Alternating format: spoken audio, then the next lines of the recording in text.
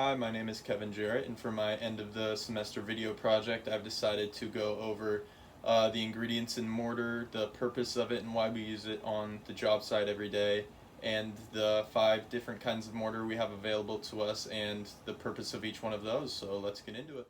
So what is mortar? Mortar is a workable paste which tries to bind building blocks together as well as fill and seal any gaps. So the ingredients that come in mortar are going to be water, sand, hydrated lime, Portland cement, and admixtures. The first four are the main ingredients that you'd find in any mortar that's being used. But admixtures can be added on to help with stuff like waterproofing or water repellent, air entrainment, and acceleration and retarding setting times as well. So there's a couple of different reasons why you might need to use admixtures. Not all mortar types, not all mortar is going to have admixtures in it, but it is something that you can add if it calls for it, if you need it, anything like that. The properties of mortar are that it's watertight, its strength is compressive and has flexural tensile bond strength. It's workable when plastic as well as being easy to spread around and cohesive. And the hydrated lime mixture helps add workability and the ability to flex in the hardened state, which in turn reduces any cracking or leaks in the mortar. So the different uses on the construction site are that it bonds masonry units together, like I already explained. So that would just be brick, stone, concrete blocks, etc. It seals between the masonry units, so air and water infiltration is much harder to achieve. So there's not going to be a lot of instances where a good amount of water will seep in between the cracks of a wall and freeze and expand and cause issues because the mortar will be able to stop it from getting in there. It provides a cushion and leveler between each unit. It can be used to help with an aesthetic look that the building's going for with the color, joint type, and joint size. So if you wanted the mortar to match the color of the brick that you might be using, you could do that. If you wanted it to be a completely different color, the opposite color of the brick, that's also possible. There's a lot of different things that you can do with the aesthetic and how you want to play around with how it looks. And to put it together, you just spread it across the face shell and the outside web of the masonry unit that's being put together. All right, the 5 types of mortar. So the easiest way to remember the 5 types of mortar and also the order they go in according to their compressive strength is mason work, with every other letter being capitalized, and the ones that are capitalized are going to be the mortar types.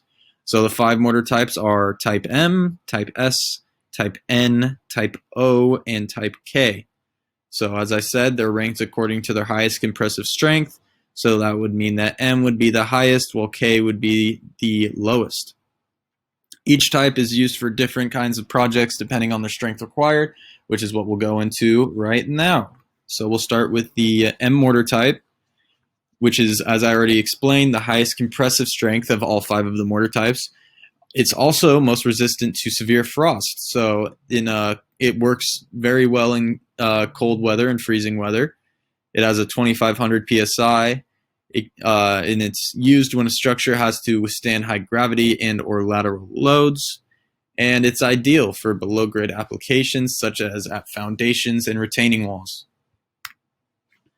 S-type mortar, it's high compressive strength, not as high as the M-type, but it has the highest flexural bond strength.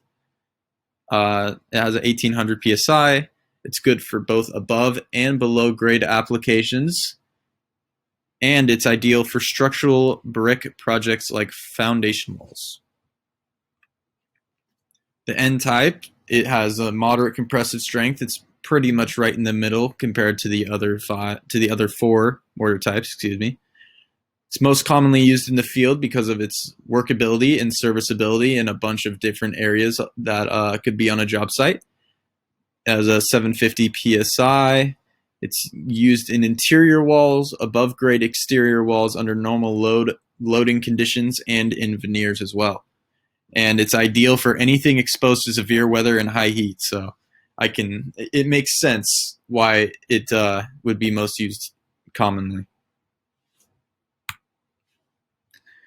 All right, so the O type, it's going to be it has a low compressive strength. It is better for non-load bearing interior projects because it doesn't have it doesn't have a big enough load that it can take on it. It has a 350 psi, but while it might not be very high in its compressive strength, it's very flexible and it has superior adhesive and sealing compared to higher compressive strength mortars like M. And it has very limited exterior uses. So you're going to be seeing the O mortar type mostly in interior projects.